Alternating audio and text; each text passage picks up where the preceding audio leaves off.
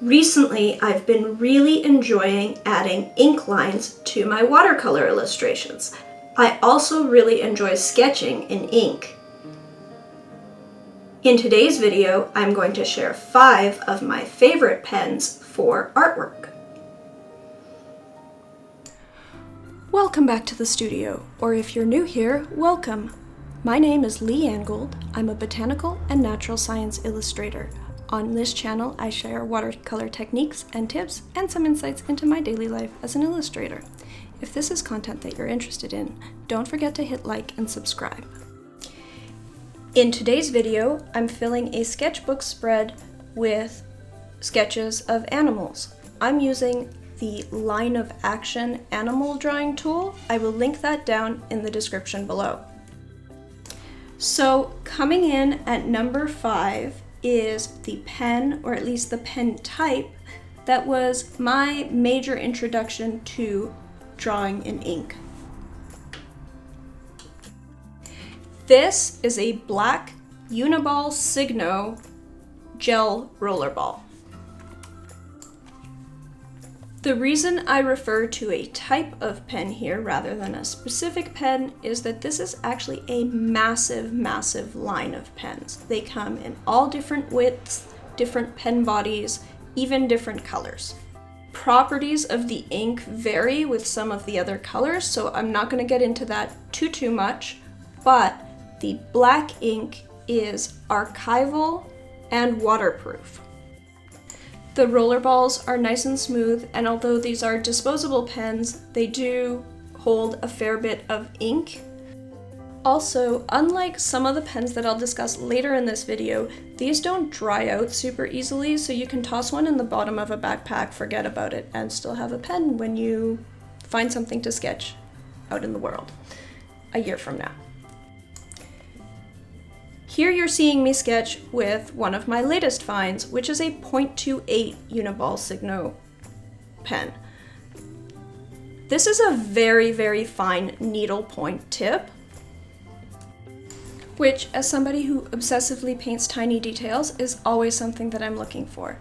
That being said, I think that for sketching and even for most drawing applications, this is a little bit too fine. It's really difficult to build up any kind of areas of shadow with a point this fine. However, most of these are much thicker. You can get a 0.5 or a 0.7 Uniball Signo pen almost anywhere at any kind of office supply store. They're also available on Amazon along with the 0.28 points. I've left the links down below. These pens are great if you're used to, for example, fine liners like microns. I find these ones are much more durable. They're less finicky, like you're not gonna get damage to the tip in the same way. They'll still give you a very consistent fine dark line with no globs or anything. Waterproof, archival, and oddly they're cheaper than microns, so that's cool. These are great if you don't need any special nonsense, you just want a solid width, solid black line. Second on my list is a pen that I had a mental block about using for art for an oddly long time, and that is just a regular ballpoint pen. I'll admit I haven't done a huge amount of research, I just found one thing that worked, and this is the Zebra F301 ballpoint. Unlike the roller balls I mentioned with the previous pen, these ballpoints allow a fair bit of shading by drawing over the same area or pressing a little bit harder. The ink inside doesn't come out, doesn't flow as evenly, so you won't get a solid black line you can build up, which is actually really nice. There's a whole world of ballpoint pens in the world. What I like about these Zebra ones in particular is, first of all, that the ink insert is replaceable, so you can just get new ink and keep the same pen body. I've got a nice metal pen body here, which I really enjoy. I've been really enjoying playing with ballpoint pens for sketching. It's not always super convenient to pull out a full watercolor set when I'm out sketching, but ballpoint pens, unlike other pens, allow me to create shading. And unlike pencils, they don't smudge. So recently I have been enjoying carrying a ballpoint pen in my sketching kit. I've also recently acquired some of the Bic multi ballpoints. These have multiple colors in one pen, and I think that might be really cool for sketching with a really minimal kit. I've only done a little bit of experimenting, but if that's something that you would like to see, let me know down in the comments below. I will say one downside that I don't really like about the ballpoint pens is that they create a little bit of an indentation in the paper, especially with softer watercolor papers, and they have a bit of a sheen to them, so I don't really like using them for finished illustrations. These I really just use as a sketching tool. Coming in third place is the TWSBI Eco Fountain Pen. I resisted for a long time getting into fountain pens, and for this you just need to understand that although I paint very detailed and clean paintings, nothing else about me is like that. I'm a complete spaz. I lose things, I splash ink everywhere. The idea of dealing with bottled inks and pens that leak, and especially expensive pens that leak that I'm somehow going to lose and they're gonna leak all over my bag, was terrifying to me.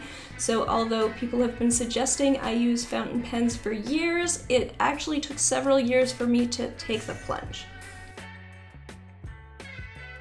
However, eventually I just couldn't resist the appeal of being able to choose my own pen and combine it with my own choice of colored ink.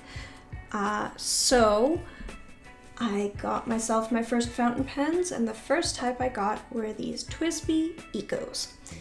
These are great. Here you're seeing me sketch with the Rohrer and Klinger sketch ink in the color Vroni, which is this hot pink. And this is something that would not have been possible without the TWSBI Ecos. Have several things going for them. They have a nice big ink reservoir. They're piston fill. The piston is right at the back.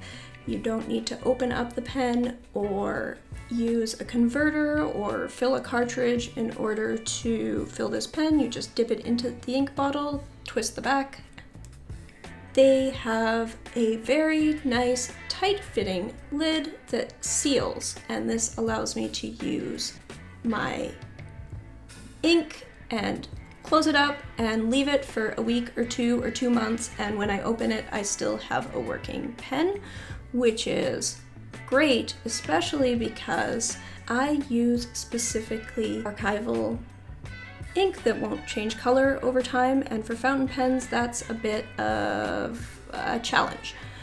So the inks that I use are mostly all pigment based. They're microground pigments in inks made specifically for fountain pens. However, pigment based fountain pen inks do tend to dry pretty fast and clog up pens if they're left too long, so it's really nice to have that nice tight lid. I would be happy to use the TWSBI Ecos as my only fountain pen, except for 2 issues. The first one is that they have a limited range of nib sizes, and even the finest nibs aren't as fine as I sometimes want them to be. At least not for final line work on some of my finished pieces. So don't love that. And other issue I have with these pens is actually, although they eco stands for economical, they are or were once TWSBI's cheap option. TWSBI has now brought in some even more affordable pens, but even being their economical option, they still retail for about $30 US, so that's about 40 Canadian, and that's just the basic ones. They go up from there. So that is not crazy expensive in the world of fountain pens, but it is a little bit much for a pen if you're someone like me who tends to lose all your writing implements. I have to be careful with these pens. These are not the pens that I carry around all the time. And so, yeah, that's my downside there. Which brings me to my second favorite type of pens, and this is, again, something that's a little bit new to me because I'm experimenting. I'm always trying new things. And so this is fountain brush pens.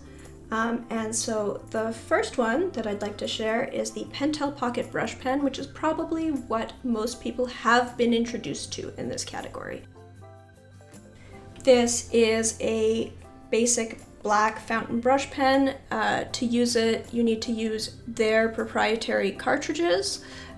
So if you wanted to paint in a different color with this pen, you would need to refill the cartridges with a syringe. Not my favorite idea in the world, but it is kind of nice to be able to have all different line widths, much like a brush, much like a paintbrush. One convenient pocket format. So I wanted to do that, but with my own choice of ink, and therefore I got myself some of these very, very cheap fountain brush pens. These are, I believe, a Chinese white label brand. I will leave the link down in the description below. So there's an Amazon affiliate link if you'd like to get these same brushes. They're great. One of the things that I really like is, much like my TWSBI Eco, they have a nice piston filler at the back and a nice tight fitting lid at the front. So although they are filled with pigment ink for fountain pens, they don't dry out super easily, and I can use this nice green ink here. Also, because these are so cheap, I can get a few of them, get a few different colors, and carry them around and have ink for shading. I'm really looking forward to the possibilities here. And finally, my very favorite pen for my artwork is the Platinum Preppy. This comes in a couple of sizes. I have both the extra fine 02 and the fine 03.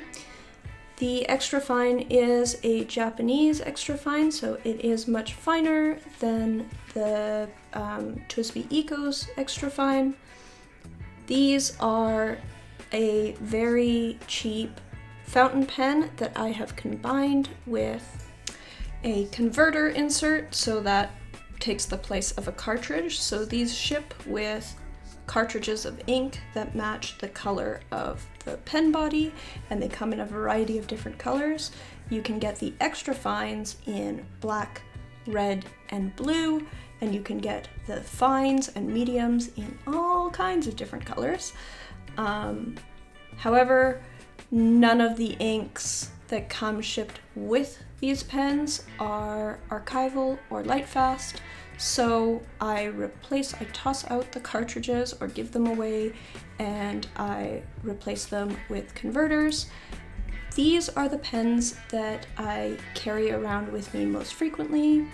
The converters are actually more expensive than the pens, but even all put together, this isn't more than about $15 Canadian or $10 US. and they have a lot of the same advantages as the TWSBI Eco. They have a really nice, smooth nib, really nice to write with, nice fine lines. They have a nice tight sealing cap that keeps the pen from drying out, so I don't need to replace the ink all the time. Unfortunately, because this is a converter, their ink volume isn't quite as huge. On the other hand, sometimes I don't want all that ink. These are the pens that I am using for the line work on my On the Skin of Giants series, so this is what I'm most frequently using on my finished artwork. And yeah, nothing fancy, but definitely very functional.